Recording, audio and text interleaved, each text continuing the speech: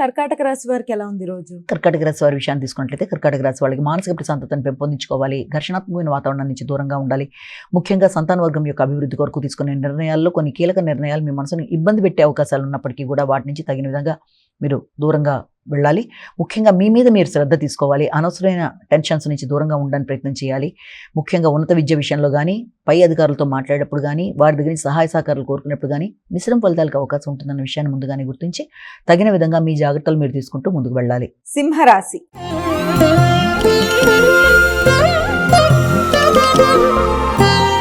అమ్మ, సింహరాశి వారికి ఎలా ఉంది రోజు? సింహరాశి వారి విషయాన్ని తీసుకున్నట్లయితే స్థిరాస్తులకు సంబంధించిన విషయాల మీద అధిక శాతం దృష్టి కేటాయిస్తారు. తల్లి యొక్క ఆరోగ్యం కొరకు ధనాన్ని ఖర్చు పెడతారు. గృహ వాతావరణం, గృహ సౌఖ్యం కొంతవరకు అననుకూలంగా ఉన్నప్పటికీ కూడా మీ తెలివితేటలతో సమస్యల్ని అధిగమించడానికి ప్రయత్నాలు లాంటివి చేస్తారు. స్థిరాస్తుల కొరకు పెట్టే పెట్టుబడుల విషయం కానీ, వ్యాపారాన్ని విస్తరించడానికి చేసే కార్యక్రమాల్లో కానీ, ముఖ్యంగా భాగస్వామితో మీ యొక్క అనుబంధానికి సంబంధించిన విషయాల్లో కానీ ఏదన్నా చిన్నపాటి డిస్టర్బెన్సెస్ లాంటివి ఉన్నా కూడా వాటి విషయంలో తగిన జాగ్రత్తలతో ముందుకు వెళ్ళాలి. కొత్త పెట్టుబడులు పెట్టేటప్పుడు కానీ, కొత్త వ్యక్తులను నమ్మి ముందుకు వెళ్ళేప్పుడు కానీ, వ్యాపార విస్తరణ కొరకు తీసుకునే నిర్ణయాల్లో కానీ తగిన జాగ్రత్తలతో ముందుకు వెళ్ళి ముందుగా మీ మానసిక ప్రశాంతతని మీరు పెంపొందించుకోవాలి. కన్యా రాశి.